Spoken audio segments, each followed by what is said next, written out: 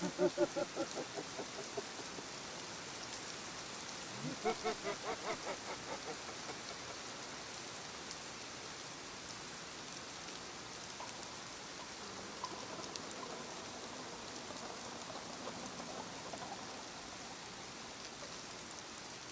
didn't set out to become a night owl. It just happened over time. My apartment, with its paper-thin walls and rattling radiator, always felt alive at night, humming with muffled voices and footsteps from neighbors. I'd grown used to it, finding comfort in late-night TV, a ritual of sitcom reruns and old movies, until the night I found the channel. It was a little past 3 a.m., and I was aimlessly flipping through the static-filled void of unused channels. That's when I landed on it. Channel 83. The screen flickered with a grainy black and white static, but there was something else. Beneath the hiss of static were faint, distorted voices. It was like they were murmuring just out of reach. Intrigued, I stayed on the channel, waiting for some kind of signal to cut through. Instead, the static formed shapes, shifting shadows that almost resembled faces. I laughed nervously. Must be some weird broadcast glitch, I told myself as I turned off the TV and went to bed. But I couldn't shake the feeling that those shapes in the static had been staring back. The next night, I tuned back in. The voices were clearer this time, though still garbled. I leaned closer, trying to make sense of the words, when one phrase sent a shiver down my spine. "Little Tommy, don't cry." Little Tommy. No one had called me that since I was a kid. My parents had passed away years ago, and even then, I'd never told anyone about the nickname they used when I was scared. My chest tightened as the voices faded, replaced by a shadowy figure on the screen. Its face was obscured, but its outline was human, and it seemed to be looking at me. The figure lifted a hand, and the screen went black. Night after night, I couldn't stop myself from tuning in. The static became clearer, forming images of my childhood home, the red bicycle I'd wrecked when I was 8, the swing set in the backyard, voices I hadn't heard in decades. My parents, my childhood friends, floated through the static, calling my name. And then the accusations started. "You left us. You've forgotten. Come back where it began." Each night, the channel grew more insistent, more accusatory. Shadows spilled out of the screen, clawing at the edges of my mind. I'd wake up sweating, the static ringing in my ears. My apartment felt smaller, the walls pressing in. One night, as the voices screamed my name, they grew louder and louder, drowning out every other sound.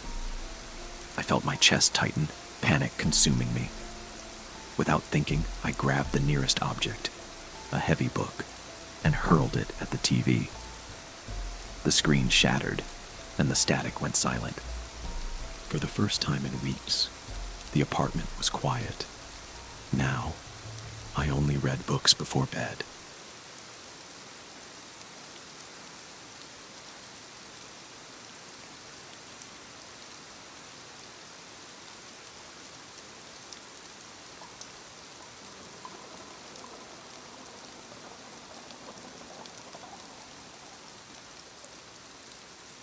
It wasn't supposed to be like this.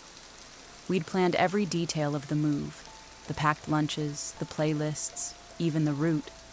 Yet here we were, stranded in the middle of the desert with no cell service and a sputtering GPS. "It's recalculating again," I muttered, tapping the screen as though force would make it cooperate. Next to me, Sam squinted at the horizon, sweat dripping down his temples. "Maybe we should just turn back. This road isn't on the map." I glanced at the empty expanse around us. The asphalt stretched out like a ribbon through the sand, vanishing into a shimmer of heat waves. Turning back wasn't an option. We hadn't passed a gas station or a town in hours. "We'll keep going a little farther," I said, trying to sound confident. "There's got to be something ahead." It was Sam's turn to drive, but he looked as exhausted as I felt. I offered to take the wheel, and as we switched seats, I noticed the way he avoided meeting my eyes. It had been like that for months. A wall between us neither of us wanted to admit existed. We drove in silence until the sun dipped low, casting long shadows across the dunes. Just when I thought we might have to spend the night in the car, we spotted a sign. "Rest stop, 2 miles." Relief washed over me. The rest stop emerged like a mirage, a low, square building with faded paint and a single flickering light. Beside it stood a vending machine, its bright colors at odds with the desolation around it. "Thank God," Sam muttered as we pulled in. "I'll check the map inside." The interior was stark and sterile, the kind of place designed for utility rather than comfort. A faint hum came from the overhead fluorescents, their light casting harsh shadows on the cracked tiles. Sam went to a dusty rack of brochures while I wandered to the vending machine. I had just punched in the code for a bottle of water when I noticed something strange. The machine's reflection in the window didn't match the real one. The items behind the glass were different. Not just in arrangement, but in kind. No sodas, no chips.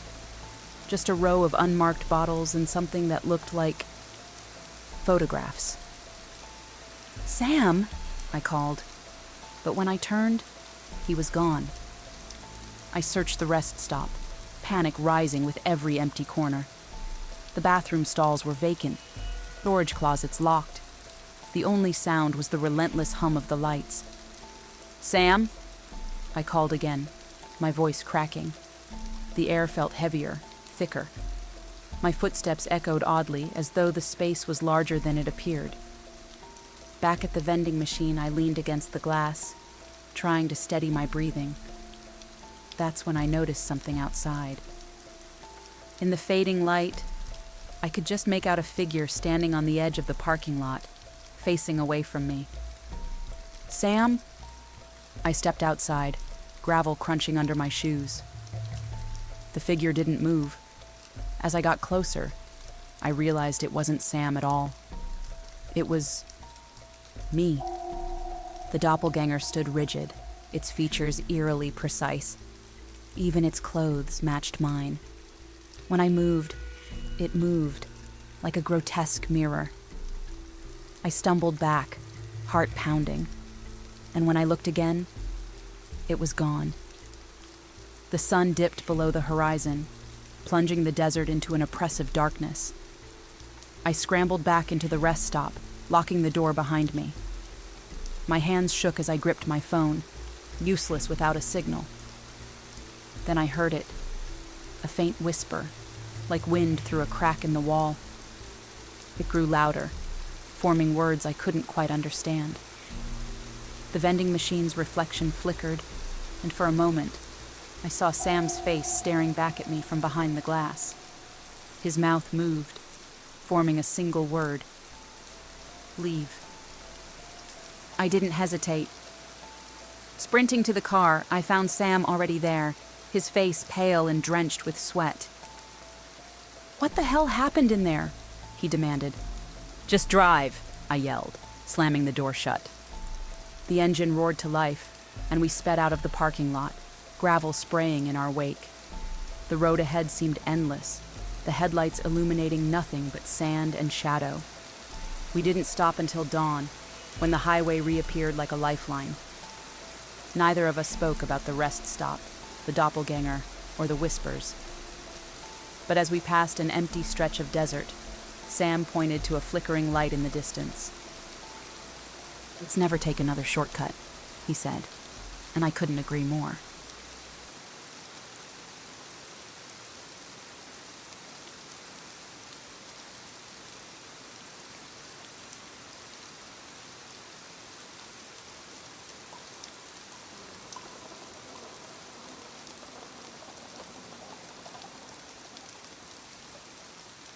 I've never liked being alone in the house at night. There's something about the way the silence stretches out, amplified by the empty rooms, that makes the smallest noise feel sinister. That night, I was waiting for my husband, Mark, to get home from a late shift. To pass the time, I turned on the TV. The program cut to commercial, an old-school ad for some vintage rotary phone. A smiling actor held the phone to their ear as a cheerful jingle played. "Connect to the world one call at a time," it sang. It was quaint, almost charming, but then it played again, and again.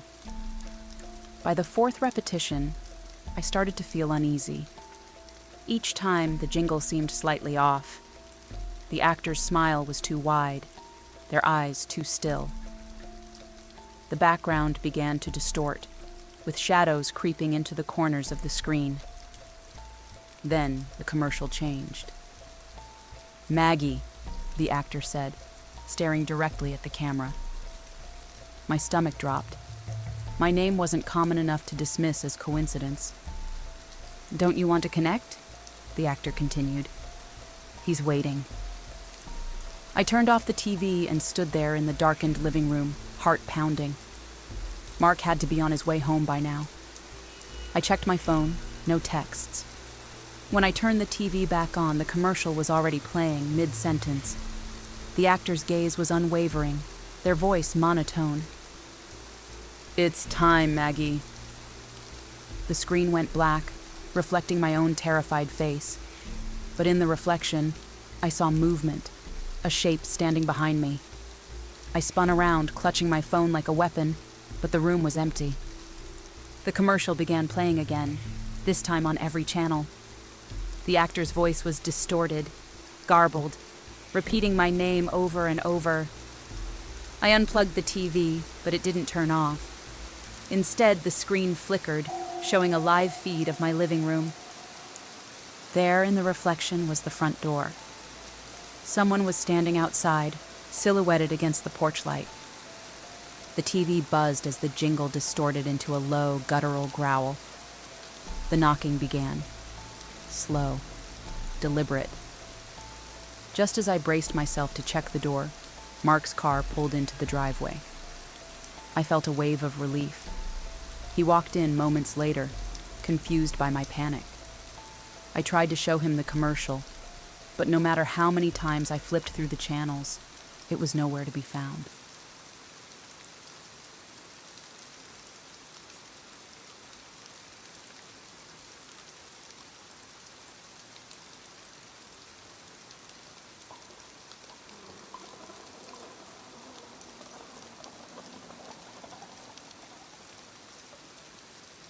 The weather app hadn't mentioned snow.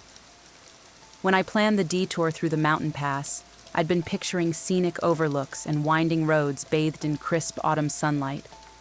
Instead, the first flakes began to fall halfway up the climb, and within an hour, the road was coated in white.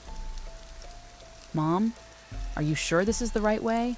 Jamie asked, his voice tinged with doubt. He was 14. Old enough to challenge me on everything, but still young enough to betray his nervousness. I glanced at the map on the dashboard.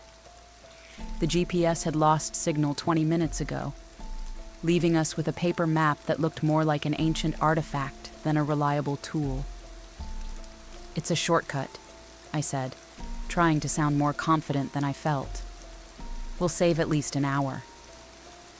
Jamie didn't reply, but the way he shifted in his seat spoke volumes. The snow fell harder, erasing the edges of the road and turning the landscape into a blur of white and gray. My knuckles tightened on the wheel as the car's tires struggled for traction on the incline. When the headlights caught the outline of a building up ahead, relief surged through me. "Looks like a ranger station," I said. "We'll stop and wait out the storm." The building was small and squat, its roof burdened by snow.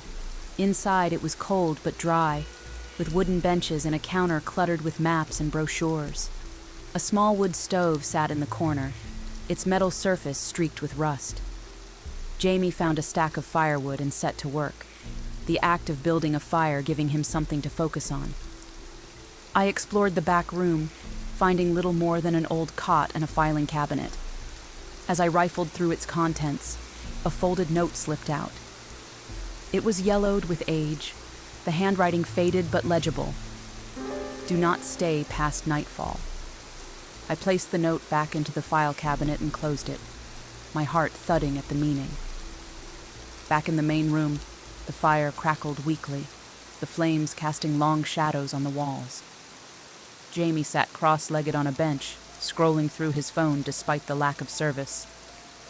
"What's taking so long?" he asked, his voice breaking the tense silence. I forced a smile. "Just making sure everything's locked up. We'll be safe here until morning." But as the hours dragged on, the unease grew. The storm raged outside, the wind howling like a living thing. The fire cast flickering shapes that seemed to move on their own, and the shadows in the corners of the room deepened unnaturally. Jamie fell asleep around midnight, his head resting on his backpack. I tried to stay awake, but my eyelids grew heavy, and eventually I drifted off in the chair. I woke to the sound of footsteps. For a moment I thought it was Jamie, but when I turned, he was still asleep, his breath slow and even. The footsteps continued, deliberate and unhurried, circling the room. My heart pounded as I strained to see into the shadows, but there was nothing there. "Hello?" My voice sounded thin and brittle. The footsteps stopped. A low whisper filled the room, a voice just barely audible over the crackle of the fire. It spoke words I couldn't understand, but the tone was clear. A warning, or a threat. I grabbed Jamie's shoulder, shaking him awake. "We have to go." "What? Mom, it's the middle of the night." "We can't stay here." The storm had eased, but the snow was still deep. We trudged through it to the car, the night eerily silent now. As I started the engine, I glanced back at the station. For a moment, I thought I saw a figure standing in the window watching us, but when I blinked, it was gone. We didn't stop until we reached the highway. Even then, I couldn't shake the feeling that we weren't alone, that something from the past had followed us.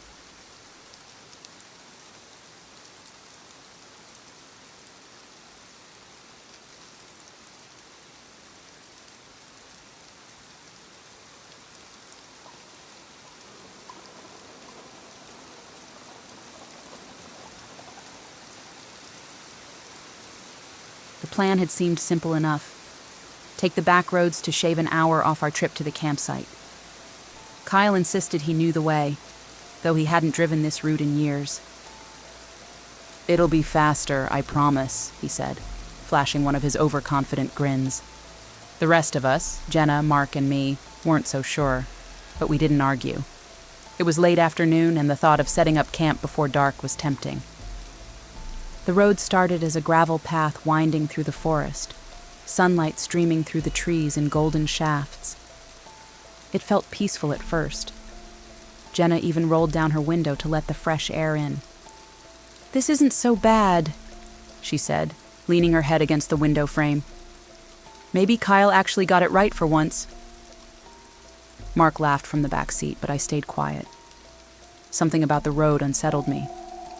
It wasn't the forest itself.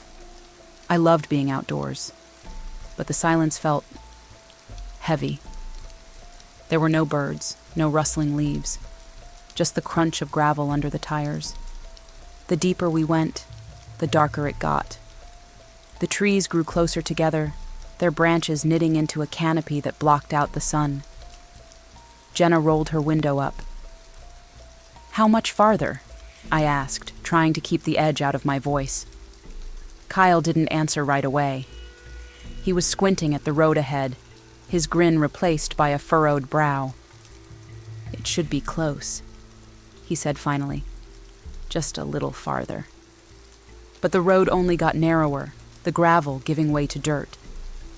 When we hit a pothole so deep it jolted us all in our seats, Kyle finally stopped the car. "Okay, maybe we should turn around," he admitted. He'd barely finished the sentence when the car sputtered and died. Kyle turned the key, but the engine just clicked. "Great," Mark muttered. "What now?" We decided to walk.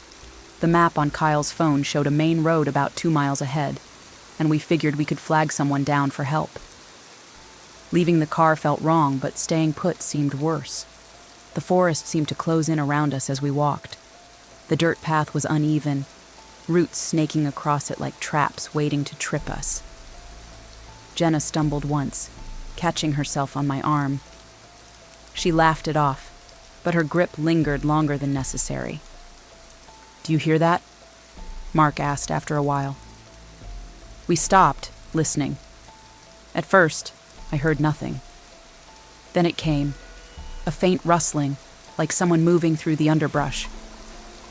"Probably just an animal," Kyle said, but his voice lacked its usual bravado. We picked up the pace. The rustling followed. By the time we saw the cabin, the sun had dipped below the horizon. It sat just off the path, its windows dark, and its roof sagging with age. None of us wanted to stop, but the rustling had grown louder, closer. The cabin felt like our only option. Inside, it smelled of mildew and damp wood.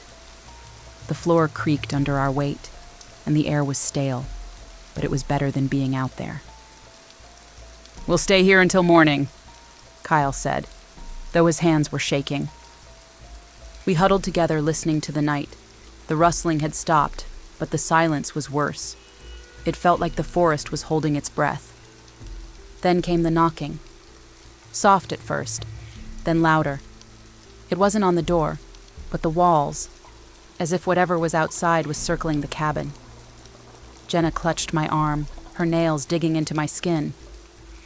Mark whispered something under his breath. A prayer, maybe. When the knocking stopped, I almost cried with relief. But then I saw it. A face in the window, pale and expressionless. It disappeared before I could scream. At dawn, we hesitated to step outside, but finally summoned the courage.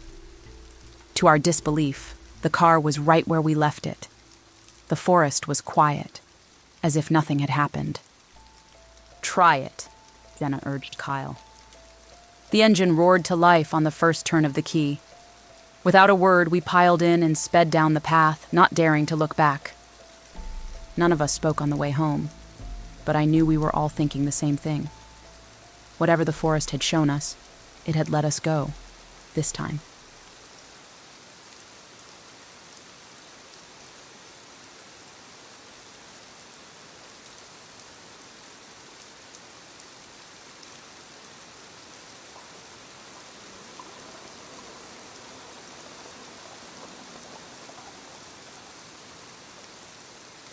The guest house was supposed to be a sanctuary.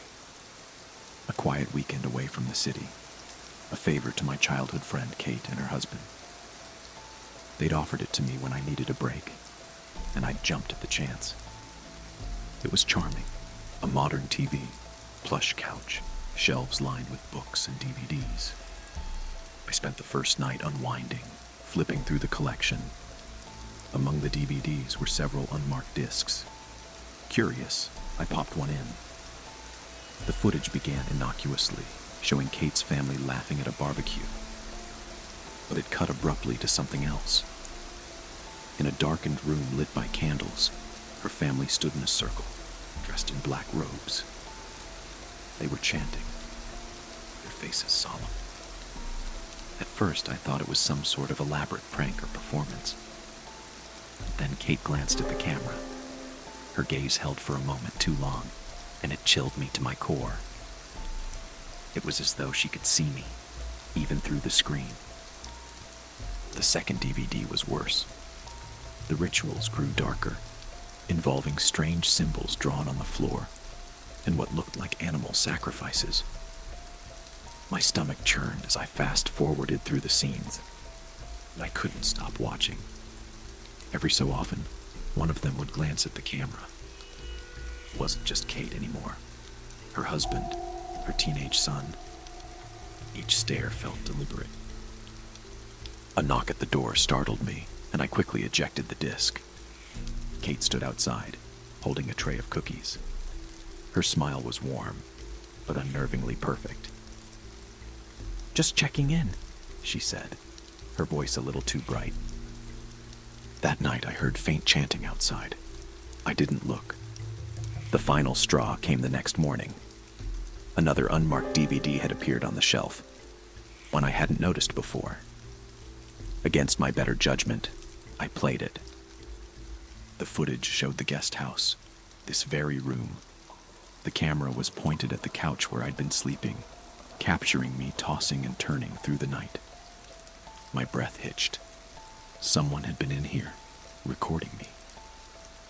When Kate invited me for dinner that evening, I accepted, my mind racing. I couldn't let them know I suspected anything.